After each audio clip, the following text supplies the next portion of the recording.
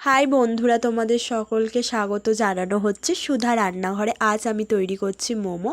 তো মোমোর জন্য প্রথমে একটা ডো তৈরি করলাম। প্রথমে আমি ময়দা নিয়ে নিয়েছি, তার মধ্যে অল্প পরিমাণে একটু নুন দিয়ে দিলাম। দেওয়ার পরে আগে থেকেই আমার তৈরি করতে দেওয়া ছিল গরম জল। অল্প অল্প করে গরম জলটা ময়দার মধ্যে দিচ্ছি।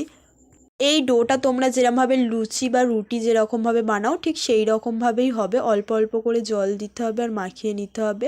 আমার ক্যামেরাটা কোনো কারণে অফ হয়ে গিয়েছিলো, তো সেই জন্য আমি দেখাতে পারলাম না ময়দা মাখানোটা। তো এবার তোমরা সবাই কম বেশি ময়দা মাখাতে জানো। তো আমার অলমোস্ট ময়দা মাখানোটা কমপ্লিট। এটা আমি চাপা দিয়ে রেখে এবার আমি চলে এলাম পুর তৈরি করতে। পুরটার জন্য আগে থেকেই মাংসটা কিমা করা ছিল আর তার সাথে হলুদ গুঁড়ো লঙ্কা গুঁড়ো মাখানোই ছিল। পুরটা তৈরি করার জন্য পরিমাণ মতন আদা বাটা, রসুন বাটা, পেঁয়াজ কুচো দিয়ে দিলাম, লঙ্কা কুচো দিয়ে দিলাম। তোমরা এগুলো পরিমাণ মতন দেবে। যারা পেঁয়াজ একটু বেশি পছন্দ করো তো তারা পেঁয়াজটা একটু বেশি দিয়ে দেবে, আর দোকানের মতন করতে গেলে একটু তারা পেঁয়াজটা বেশিই দেয়। তো পেঁয়াজটা একটু বেশি দিয়ে দেবে, আর লঙ্কা যে যেরকম খাও দেবে। তো ভালো করে আমি এগুলোকে একের ওপরের সাথে ভালো করে মিক্সড করে নিলাম। করার পরে আমি এর মধ্যে দিয়ে গোলমরিচ গুঁড়ো, তারপরে জিরে গুঁড়োও দিয়ে দেবো, দিয়ে ভালো করে মাখিয়ে নেব একে ওপরের সাথে। তারপরে আমি দিয়ে দিলাম সয়া সস। সয়া সসটা একটু যে যেরকম দাও, আমি একটু কমই দিয়েছি। তো সয়া সসটা দিয়ে ভালো করে মাখিয়ে নিলাম সবগুলোকে।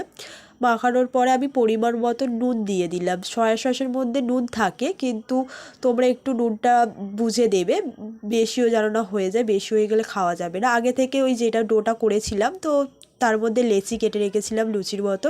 তো এবার আমি একটু বেলে নেব। বেলার জন্য বেলন চাকি এসে নিয়ে বেলছি। এগুলো লুচির মতন ছোটো ছোটো করে বেলে নিতে হবে। আমি ঠিক খুব একটা ভালো বেলতে পারি না, তবুও চেষ্টা করেছি বেলার। তো তোমরা দেখো কীরকম বেলছি। বেলা হয়ে গেলে আমি মোমোর শেপটা দেওয়ার জন্য প্রথমে পুরটা নিয়ে নিলাম। নেওয়ার পরে এবার শেপটা দেব। কোচ ফেলে ফেলে আমি দিচ্ছি। আমি খুব একটা বেশি মোমো মানে শেপ তৈরি করতে পারি না। তো যেই রকম পারি একটু তোমরাও দেখে নাও, শিখে নাও। আর চাইলে তোমরা অন্য রকম অনেক রকমই করা যায়। আমি এই 2-3 রকমেরই করছি, দেখে নাও ভালো করে।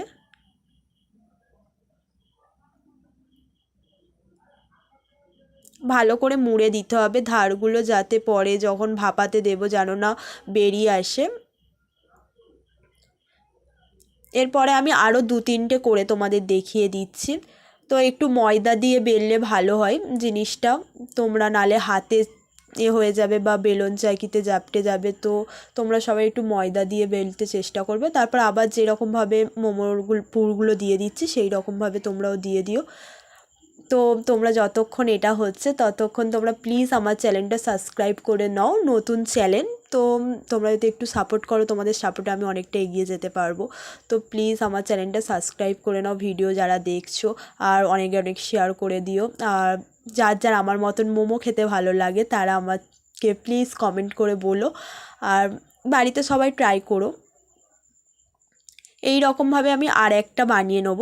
তো প্রথমে আমি ভালো করে বেলে নিতে হবে। ময়দাটা একটু বেশি করে পরিমাণে দেবে নিচে বেলার জন্য, নাহলে একে অপরের জাপটে যাবে আমার যেরকম হচ্ছিল।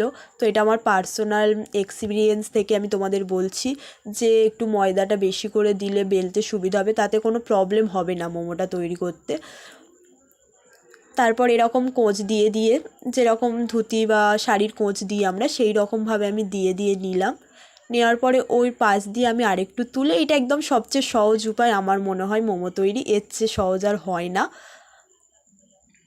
কারণ আমি এই রকম, এটাই আমার কাছে সবচেয়ে সহজ মনে হয়েছে, তো আমি এই রকম করলাম। তোমরা চাইলে আরও 2-3 রকমের আছে, তোমরা করতে পারো। তো আমি এরকম ফুটো থালা নিয়ে নিয়েছি। এর মধ্যে আগে থেকে আমি তেলটা ব্রাশ করে রেখেছিলাম। তোমরাও রিফাইন তেল অল্প একটু ব্রাশ করে রাখবে, যার জন্য পরে যেন মোমোটা তুলতে একটু সুবিধা হয়, কোনো প্রবলেম না হয়।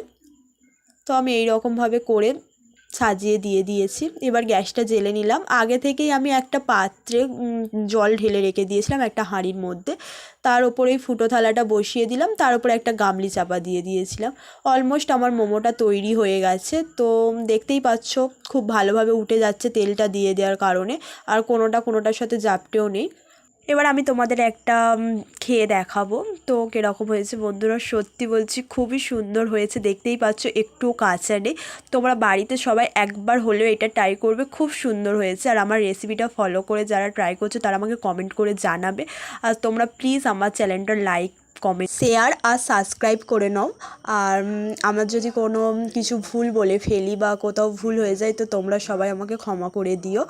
আর থ্যাংক ইউ তোমরা এতক্ষণ আমার ভিডিওটা দেখার।